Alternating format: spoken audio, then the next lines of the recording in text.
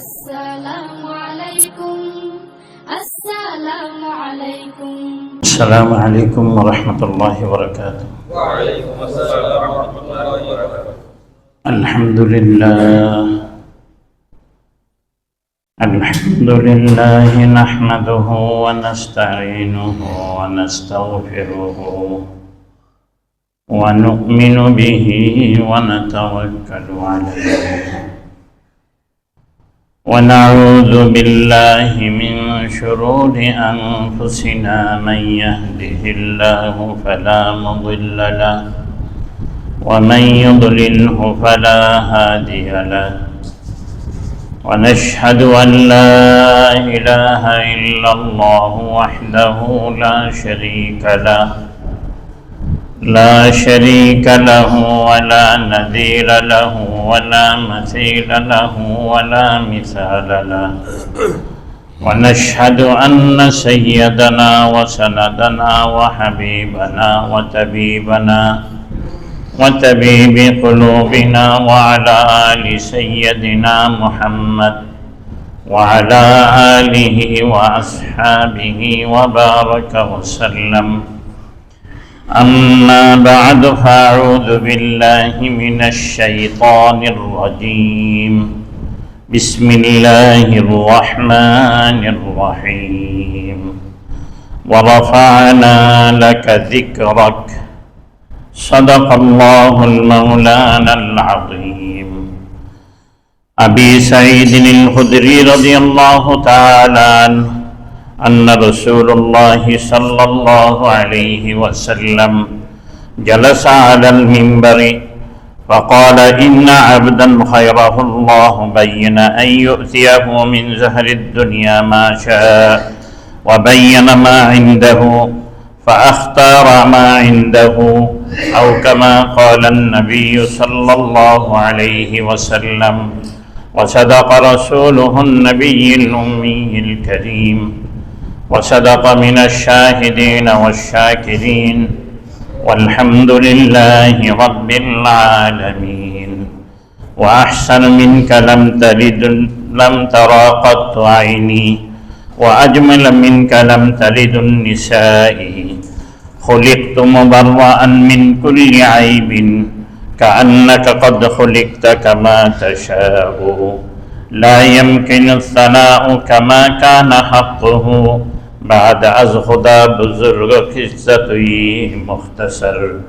حمد و تعریف اس خدا کی جس نے بخشا زندگی.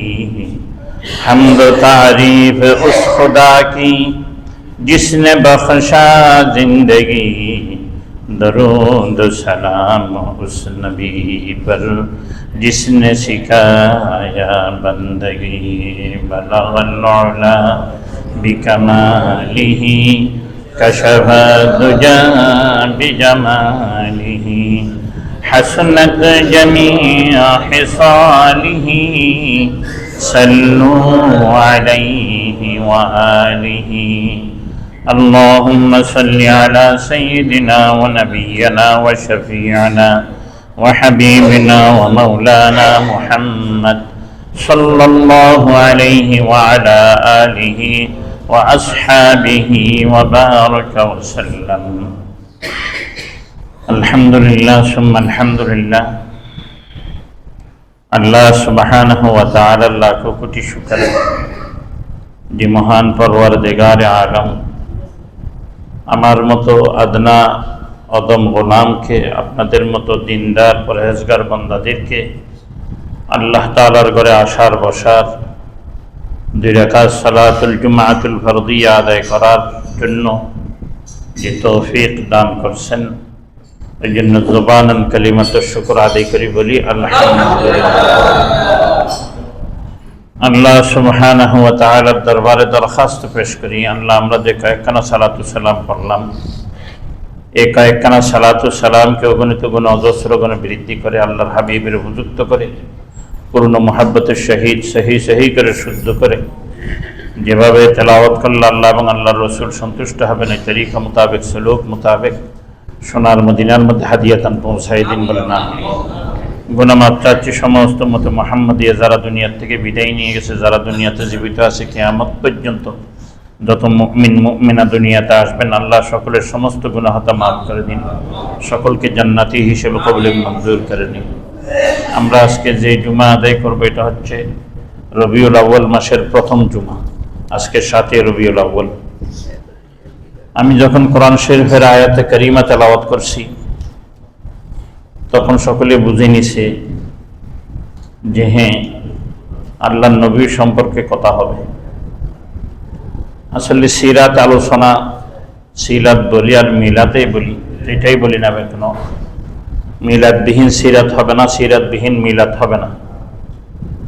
এগুলি লাজম মলজুমের সাথে সম্পর্ক, একটা আরেকটার সম্পূরক, একটা না হলে আরেকটা সম্পূর্ণ হবে না। এই জন্য মিলাদ সিরাত যেটাই বলি না কেন, অজস্র আলোচনা হয়ে আসতেছে, শুধু এখন থেকে নয়। আদম আলাইহিসসালামের জান্নাতে প্রবেশ থেকে নিয়ে এখন পর্যন্ত হয়ে আসতেছে, পরবর্তীতে কিয়ামত পর্যন্ত এই আলোচনা হইতেই থাকবে।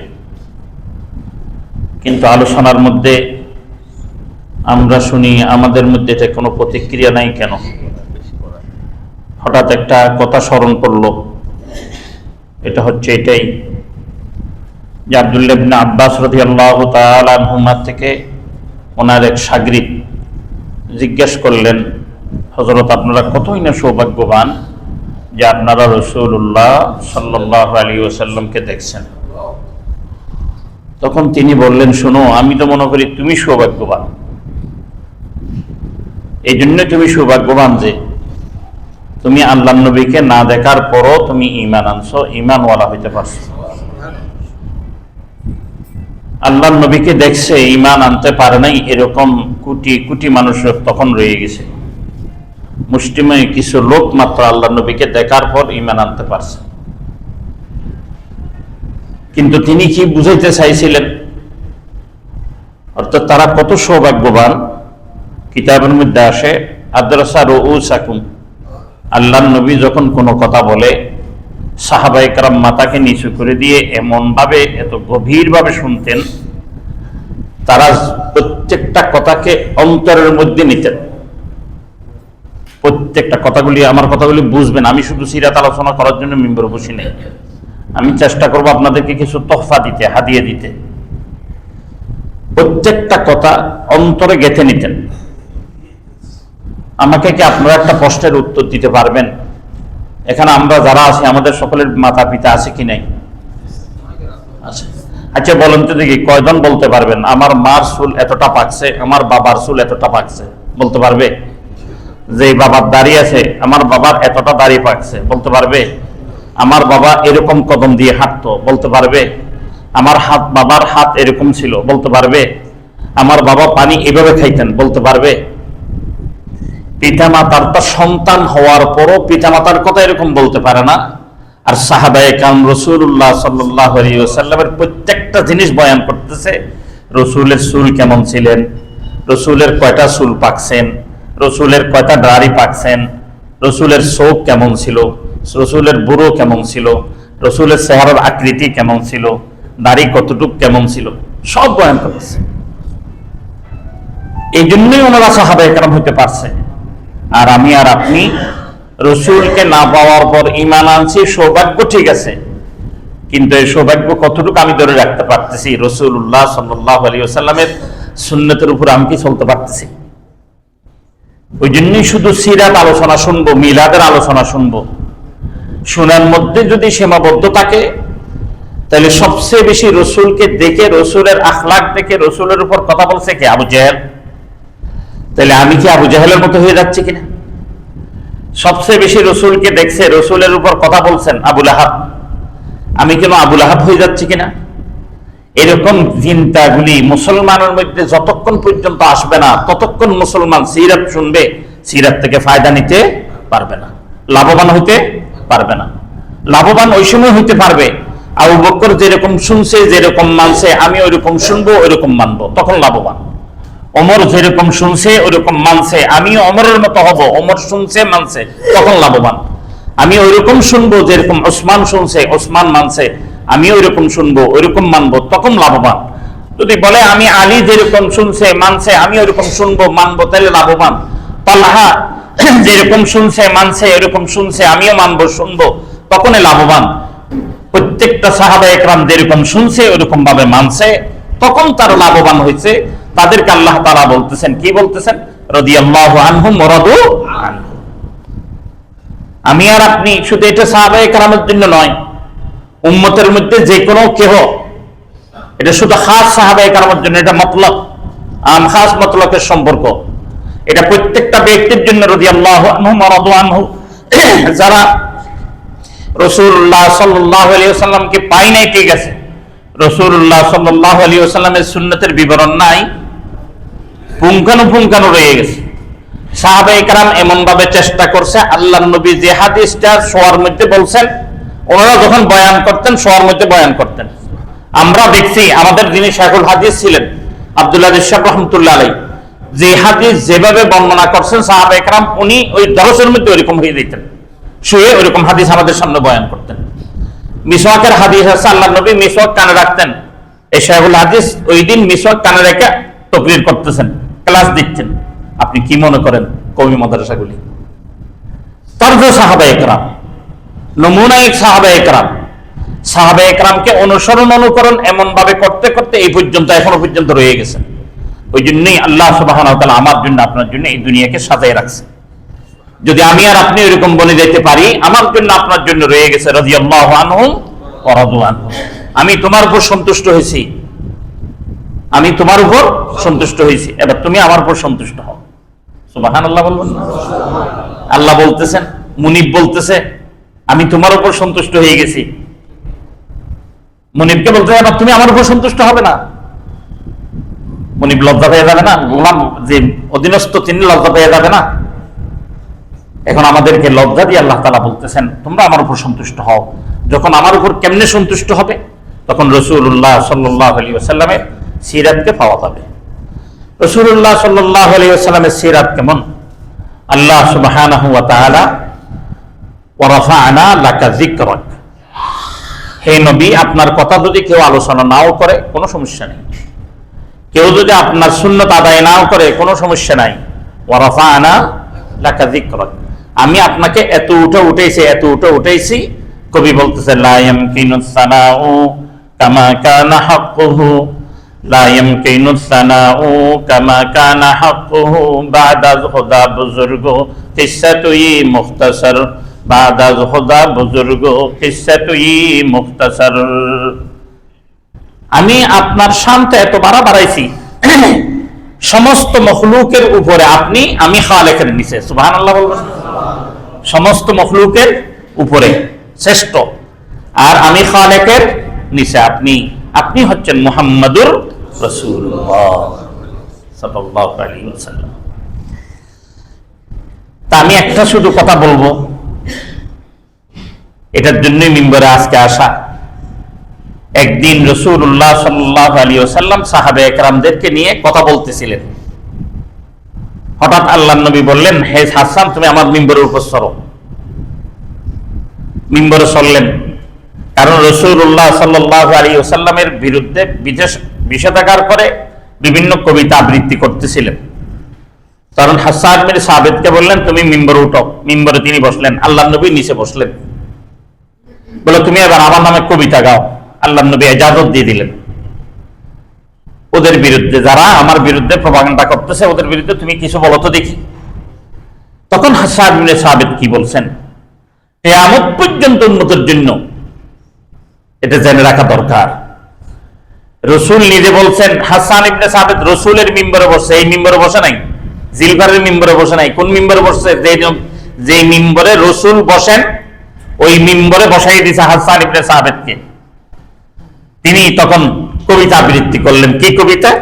ওয়া আহসানু মিনকা লাম তারা কাত্তু আইনি, ওয়া আহসানু মিনকা লাম তারা কাত্তু আইনি, ওয়া আজমালু মিনকা লাম তালিদুন নিসাই, খুলিকতু মুবাররাআন মিন কুল্লি আইবিন কাআন্নাকা ক্বাদ খুলিকতা কামা তাশাউ।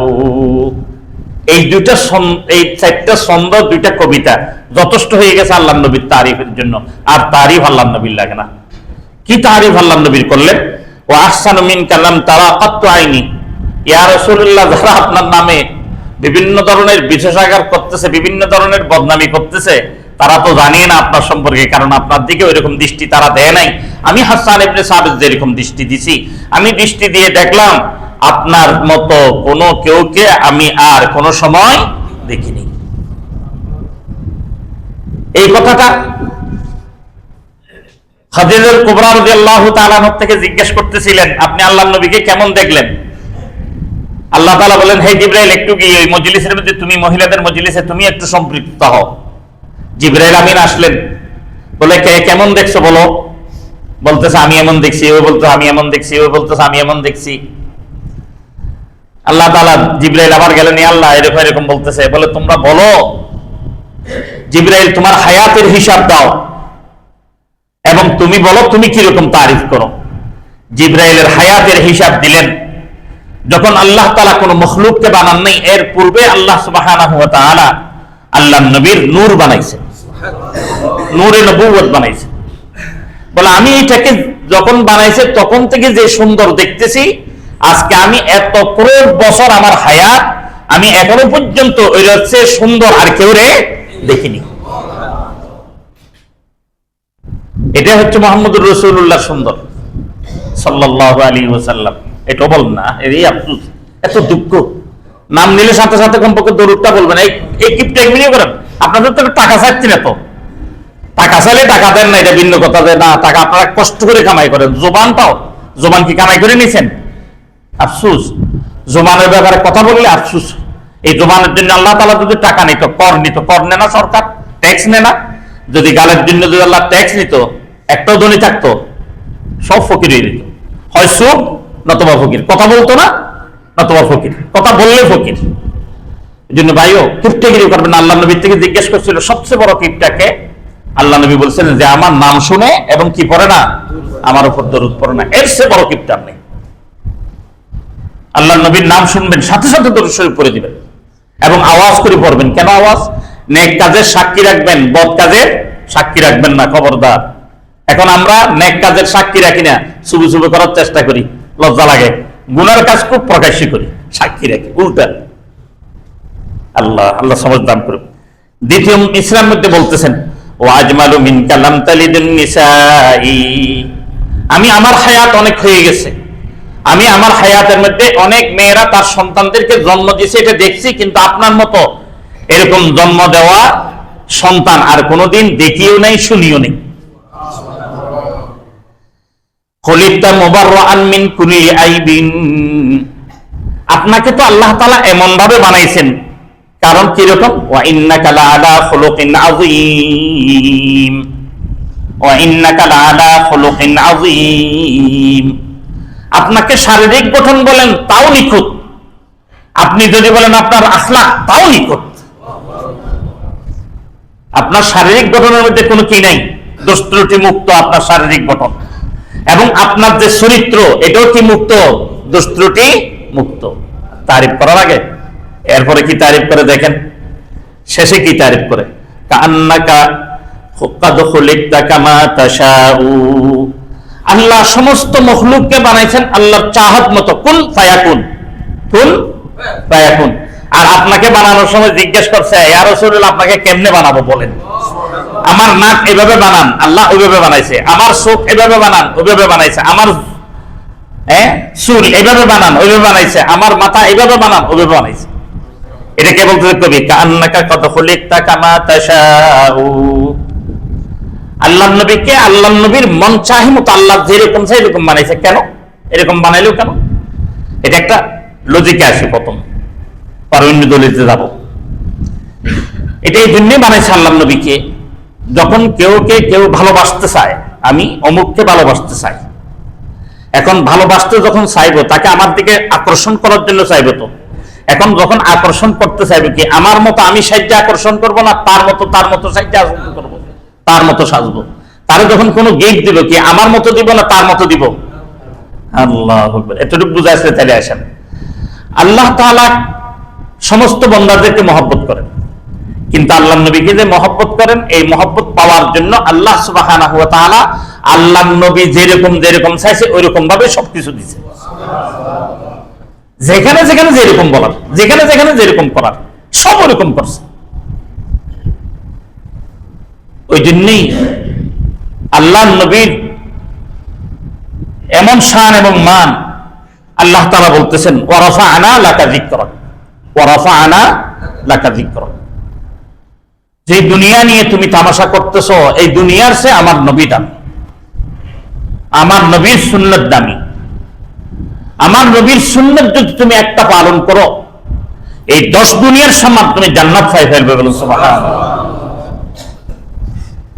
আমি বলতেছি না, আল্লাহ তাআলা বলতে কুল ইন কুনতুম তুহিব্বুনাল্লাহ ফাত্তাবিউনি ইউহিব্বুকুমুল্লাহ ওয়া ইয়াগফির লাকুম যুনুবাকুম ওয়াল্লাহু গফুরুর রহিম। আমার হাবিব কেমন তোমরা জানো? শুনো, স্পষ্ট আকারে শুনো। সূরা আলে ইমরান 3 নম্বর সূরা আয়াত নম্বর 31 স্পষ্ট করে দিচ্ছে আল্লাহ তাআলা, কুল ইন কুনতুম তুহিব্বুনাল্লাহ, যদি আমি আল্লাহ তাআলার ভালোবাসা তোমরা পাইতে চাও, আমি আল্লাহর ভালোবাসা তোমরা যদি পাইতে চাও, ফাত্তাবিউনি, আমার নবীর সুন্নাতকে অনুসরণ করো। যদি সুন্নাতকে অনুসরণ করো, তখন আমি বলবো তোমরা আমাকে মহব্বত করো, তোমরা আদমকে অনুসরণ করো। কি বলেন? বলছে নূহকে অনুসরণ করো, হুদকে অনুসরণ করো, সালেহ, ইব্রাহিম, ইসমাইল, ইসহাক, ইয়াকুব, ইউসুফ, নূহ, এরকম ওনাদেরকে অনুসরণ করো না। কাকে? মুহাম্মাদুর রাসূলুল্লাহ সাল্লাল্লাহু আলাইহি ওয়াসাল্লাম, আমার হাবিবকে অনুসরণ করো। আমার হাবিবকে তুমি যদি অনুসরণ করছো, আমি তোমার জন্য বলে দিচ্ছি, আমি তোমাকে ভালোবাসে নিব, আমার ভালোবাসার গণ্ডির মধ্যে তোমার নিয়ে নিব। শুধু আমি ভালোবাসার গণ্ডির মধ্যে তোমার নিব তা না, তোমার কিন্তু আমি হাদিয়ে দিব। কে হাদিয়ে দিব? ওয়া ইয়াগফির লাকুম যুনুবাকুম। প্রথম হাদিয়া, প্রথম কি হাদিয়া? ওয়া ইয়াগফির লাকুম যুনুবাকুম। তোমার যদি কোনো ভুলক্রমে গুনাহ খাতা হয়ে থাকে, ওই গুনাহ খাতাগুলি তুমি গুনাহ খাতা খেয়াল করতে পারো নাই, তওবাও করতে পারো নাই, আমি নিজে ইচ্ছা মাফ করে দিব। কিসের বরকত? আল্লাহর নবীর সুন্নতের বরকত। বুঝেন নাই মনে হয়? কথা বুঝছেন? ভুলে গুনাহ করে ফেলছে, গুনাহটা খেয়াল করতে পারে নাই, যে ভুলে গুনাহ করছে, গুনাহ খেয়াল করতে তওবা করতে পারবে? তওবা করতে পারবে না। ওই রকম গুনাহটা যত বড়ই হোক না কেন, আল্লাহ তাআলা বলতে সুন্নতের বরকত আমি মাফ করে দিব। এরপরে বলতো আল্লাহু গফুরুর রহিম, আমি তোমাকে শুধু গুনাহ মাফ করে দিয়ে রাখি দিব তা না, আমি তোমাকে রহিম, দয়া করব, জান্নাত দিয়ে দিব। জান্নাতটা কি জানো? যে ছোট জান্নাতি সেও পাবে এই 10 দুনিয়ার চেয়ে দামি জান্নাত। এই 10 দুনিয়ার সমান একটা জান্নাত তার জন্য হয়ে যাবে। তাহলে আল্লাহর নবীর চেয়ে দামি কি রয়ে গেছে? দুনিয়ার চেয়ে দামি কি? আল্লাহর নবীর সুন্নাত। আল্লাহর নবীর সুন্নাত পাইলে জান্নাত পাওয়া যাবে। কিসের সমান? এক দুনিয়ার সমান না 10 দুনিয়ার সমান? তাহলে দুনিয়ার পিছনে যারা আমরা পড়ে রয়েছি, রাসূলের সুন্নাতকে দুনিয়ার জন্য ছেড়ে দিচ্ছি, আমি আর আপনি একটু চিন্তা করতে পারি কি বোকামি আমরা করতেছি, কি জেহালত আমরা করতেছি। আমি কি জ্ঞানী, আমি কি গুণী, না আমি বেকুফ, এটা আমি এখান থেকে দূরে নিতে পারি। আল্লাহ নবী রাসূলুল্লাহ সাল্লাল্লাহু আলাইহি ওয়াসাল্লামকে আল্লাহ তাআলা বানাইছেন আল্লাহ নবীর চাহিদা মতে। কেমন চাহিদা মতো বানাইলেন এটা বোঝার জন্য আমি একটা হাদিস আনছি, এটা বুখারী এবং মুসলিম দুটোতে রয়ে গেছে। হাদিস আরো লম্বা দীর্ঘ হাদিস, আমি চম্বুক অংশটা, যে অংশটা প্রয়োজন ওই অংশটা আনছি। আবি সাঈদ আল খুদরি রাদিয়াল্লাহু তাআলা আন্না রাসূলুল্লাহ সাল্লাল্লাহু আলাইহি ওয়াসাল্লাম জালাসা আলাল মিম্বারি, আল্লাহর নবী একদিন মিম্বারের মধ্যে বসলেন। ফাকালা, তিনি বললেন, ইন্না আবদান, আল্লাহ তাআলা এক বান্দাকে, খায়রাহুল্লাহ বাইনা আন ইউতিয়াহু মিন যাহরিদ দুনিয়া মা শা ওয়া বাইনা মা ইনদাহু ফাখতারা মা ইনদাহু। আল্লাহ নবী রাসূল সাল্লাল্লাহু আলাইহি ওয়াসাল্লাম বলতেছেন, মিম্বারে বসলেন, বলার পর বসার পর বলতেছে, আমি সারমর্মটা বলতেছি, আল্লাহর এক বান্দাকে আল্লাহ তাআলা চুজ দিয়েছেন, পছন্দ করার জন্য বলছেন, আপনি কি দুনিয়াতে থাকবেন না আপনি দুনিয়া থেকে রফিকুল আলার কাছে চলে যাবেন। আমার কথা হচ্ছে, এখন যদি আমি একটা প্রশ্ন আপনাদেরকে করতে পারি না, আল্লাহর নবী রাসূল আল্লাহ নবী নবী, আর রসুল ছিল না, আর নবী ছিল না। যদি কেউ কোন নবীর ব্যাপারে একথা দেখাইতে পারে, কোন রসুলের ব্যাপারে একথা দেখাইতে পারে, আমি তার গোলাম বলবো। কোন নবী রসুলকে এই কথা আল্লাহ তাআলা বলেন নাই, শুধু একমাত্র আল্লাহ নবী রাসূলুল্লাহ সাল্লাল্লাহু আলাইহি ওয়াসাল্লামকে এই কথা বলছেন। কেন বলছেন? বলে বানানোর সময় আমি আমার মতো বানাই নাই, আপনার মতো বানাইছি। আপনি যেরকম বলছেন ওইরকম বানাইছি, আপনি যেরকম শেষে যাইতে চাইছেন ওইরকম শেষে আপনারও ফাটাইছি, এবং আপনার উপর সবকিছু নির্ভর করতেছে। আপনি যদি এখন আসতে চান তাহলে আসতে পারবেন, আপনি যদি আসতে না চান আপনি আসার দরকার নেই, থাকতে চাইলে আপনি থাকতে পারবেন। অর্থাৎ যত কিছু, যাহা কিছু হোক না কেন, সব কিছু আল্লাহ নবী রাসূলুল্লাহ সাল্লাল্লাহু আলাইহি ওয়াসাল্লামের জন্য আল্লাহ তাআলা ওয়াকফ করলেন। কেমন ওয়াকফ? কেমন ওয়াকফ করে দিলেন? যখন আল্লাহর নবী আকাশের দিকে তাকান, আল্লাহ তাআলা বরদাস্ত করতে পারে না, জিবরাইলকে পাঠিয়ে দিয়ে বলেন কোরআন নিয়ে হাজির হয়ে যাও আমার নবীর সামনে। বলেন সুবহানাল্লাহ। বললেন আল্লাহর নবী উপরের দিকে তাকাইলে কোরআন হয়ে যায়। আল্লাহ নবী একটু ফিকির করতেছে, জমিনের দিকে তাকাই, আল্লাহ তাআলা দিলের মধ্যে এলকা করে দিলেন, আপনার উম্মতদেরকে কথা বলে দেন, হাদিস হয়ে যায়। আল্লাহ নবী রাসূলুল্লাহ সাল্লাল্লাহু আলাইহি ওয়াসাল্লামের মুজিজা জমিনের মধ্যে চলে না, আকাশের মধ্যে চলে। কেমন আকাশের মধ্যে চলে? চলতে চলতে চলতে চলতে এমন জমিনের উপরে যত প্রথম আসমানের নিচে যত কিছু আছে সব কিছু আল্লাহ নবীর জন্য হয়ে গেলেন শাকুল কামার।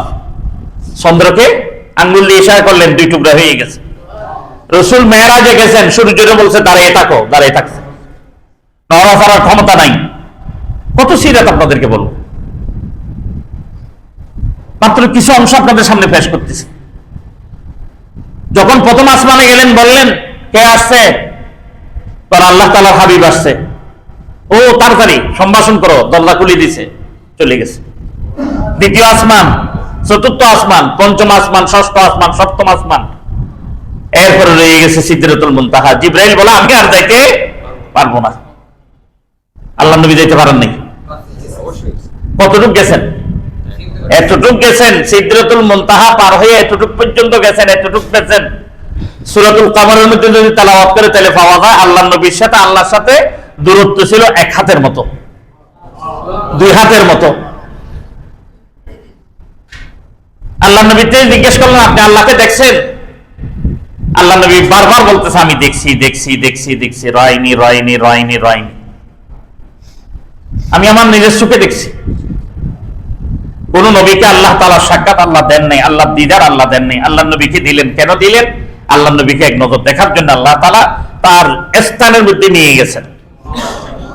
যাকে মহব্বত করে তার সাথে সাক্ষাৎ যেখানে সেখানে হয় না, মুখ্যম জায়গায় মুখ্যম সময় হইতে হয়। সময়ও বেছে নিছে ভালো মতে, নিয়েও গেছে ভালো জায়গায়। আল্লাহ নবীর সামনে প্রথম আসমান কিছুই না, ওয়ারাফা'না লাকা যিকরাক। আল্লাহর নবীর সামনে দ্বিতীয় আসমান কিছুই না, ওয়ারাফা'না লাকা যিকরাক। আল্লাহর নবীর সামনে তৃতীয় আসমান কোনো কিছুই না, ওয়ারাফা'না লাকা যিকরাক। আল্লাহর নবীর সামনে চতুর্থ আসমান কোনো কিছুই না, ওয়ারাফা'না লাকা যিকরাক। আল্লাহর নবীর সামনে পঞ্চম আসমান কোনো কিছুই না, ওয়ারাফা'না লাকা যিকরাক। আল্লাহর নবীর সামনে ষষ্ঠ আসমান কোনো কিছুই না, ওয়ারাফা'না লাকা যিকরাক। আল্লাহর নবীর সামনে সপ্তম আসমান কোনো কিছুই না, ওয়ারাফা'না লাকা যিকরাক। আল্লাহর নবীর সামনে সিদরাতুল মুনতাহা কোনো কিছুই না। জিবরাইলের সামনে কিছু। জিবরাইল বলতেছে আমি যদি এখান থেকে 1 ইঞ্চি যদি বাড়ি, 1 সুতা যদি বাড়ি, আমার 6000 পর রয়ে গেছে, সমস্ত পথ ভস্মীত হয়ে যাবে, শেষ হয়ে যাবে। আর আল্লাহর নবী বলতেছে, আল্লাহর নবীকে আল্লাহ তাআলা হে নবী, এটা জিবরাইল আমিনের জন্য সিদরাতুল মুনতাহা, তোমার জন্য সিদরাতুল মুনতাহা নয়। সিদরাতুল মুনতাহার চেয়ে তুমি দামি। আমি তোমাকে বলতেছি ওয়ারাফা'না লাকা যিকরাক। শুধু এতটুকু নয়, হে নবী আমার আরশ তোমার জন্য কিছু কিছু নয়, ওয়ারাফা'না লাকা যিকরাক।